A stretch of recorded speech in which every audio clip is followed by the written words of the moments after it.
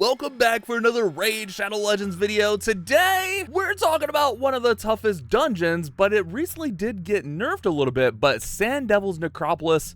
I was finally able to progress this down to stage 25 and get my time somewhat reasonable for the champions that I have, and I'm going to show you what I used and how we got there today. And of course, guys, if you want to play Raid Shadow Legends, scan that QR code or follow the link down there in the description. You can use the code Monkey King to get a free legendary champion, Sun Wukong, who's amazing. Along with that, you'll get a free epic champion, Tayrel, and as you level up to level 25, you'll get another free epic, Rector Droth, one of the best epic healers in the game. So it's a good way to get your account started and also support the channel. Appreciate that, guys. So Sand Devil's Necropolis, why do we even need to do this? Well, it's a later game thing because we get these oils.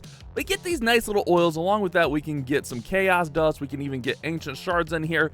But these things come in handy. I'm sure a lot of you guys know this already, but if you want to make gear even better, you can ascend it. And in order to ascend it, you need those oils. And that's why we farm Sand Devil. Ooh, look at that roll. We get double HP here. Let's take that to max. This is on my Lady Mikage. We'll take that. An extra 20% HP.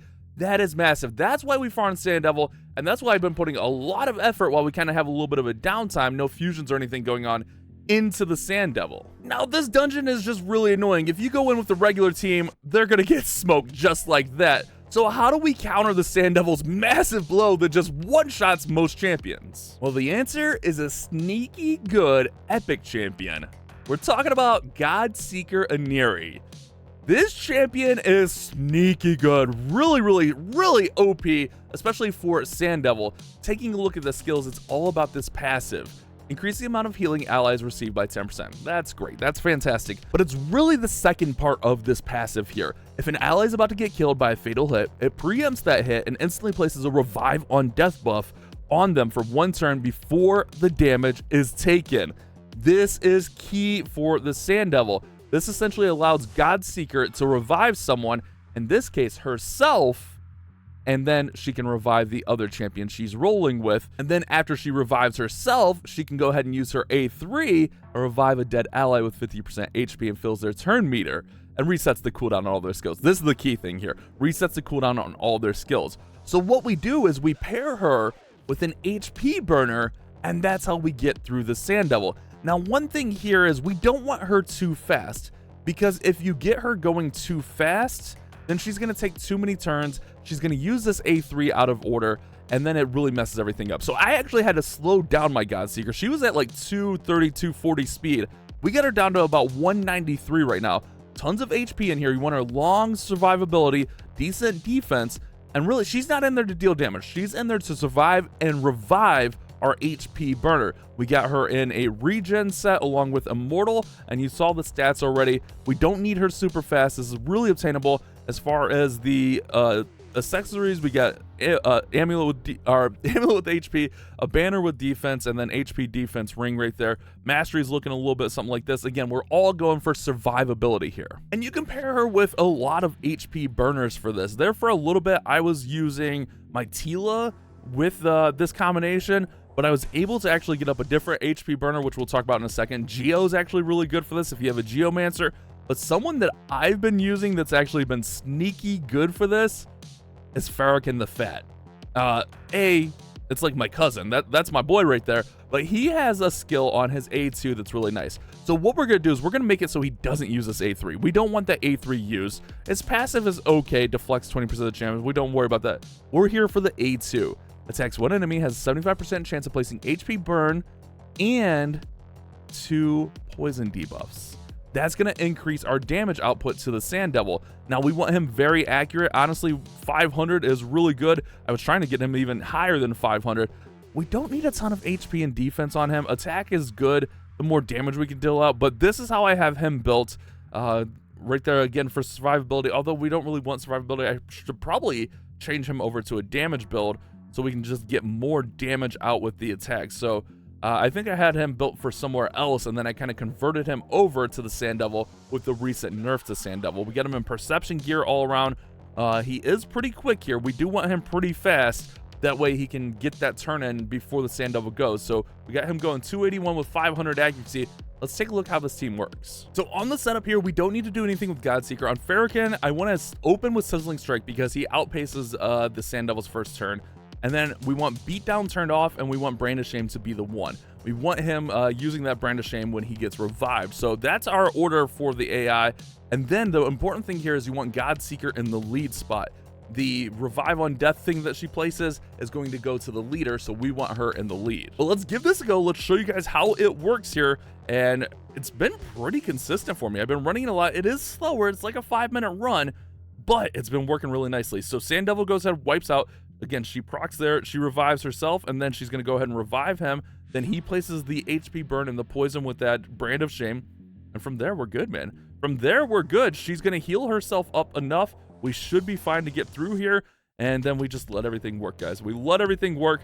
Now, the one thing is, like I said, we don't want her too fast because we don't want her outpacing the Sand Devil and then reviving him too early. So he's going to go ahead and shoot through there. Then she'll go ahead and she'll get the revive, place that Brand of Shame, and then we do it all over again. All right. So that's kind of where we're at with it. It's pretty solid, man. It's pretty consistent. I've been running it a lot these past couple days, and I don't know, man. I like it quite a bit. I like it quite a bit. I wish it was faster, and I could probably change Fahrakin to get him a little bit faster.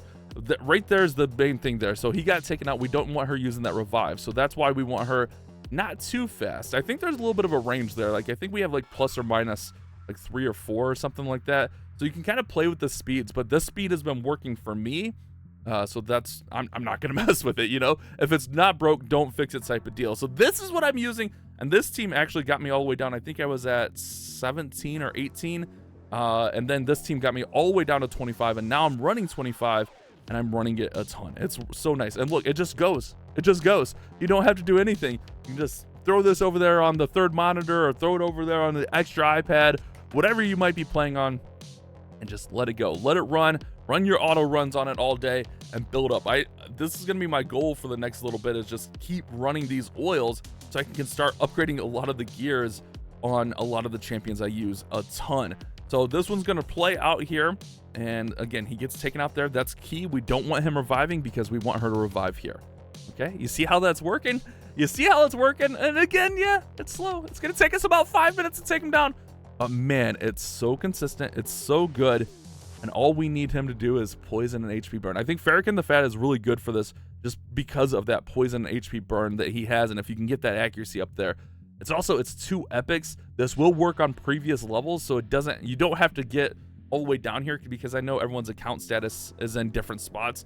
And just in case you don't run Sand Devil, the Sand Devil has to be asleep to have any buffs on him. So when he goes ahead and he hits this one after attacking, places a sleep debuff on him, that's when you want to be able to place in those debuffs. So when he does this, he's going to go to sleep, and then she wakes him up, place those debuffs, bada bing, bada boom. All right, so that's how it works. It's really good. That's how we're getting the oils. 2 epic champions, 2 amazing epic champions. I mean, Godseeker's so good. I've used Godseeker like on my 2nd and 3rd Hydra team with a lot of success as well. Just a really nice champion to have. And then Fahrakin the Fat, I wasn't aware how good he was until I was looking it up and looking for HP burners, and he kind of popped up, and he kind of popped up into my suggested teams. So we'll let this run out. Obviously, it's going to be a couple more minutes here, but you can see the steady progress. You can see it's fun. I guess we could just keep rambling, right, guys? We could just keep rambling. We're pretty good at rambling, but you get the point, right? You understand what's going on here at this point. Hopefully you see it. You see what's going on here. We'll pick it up right here as it gets close to the end. We'll see the time and stuff. So let me let this run for a few.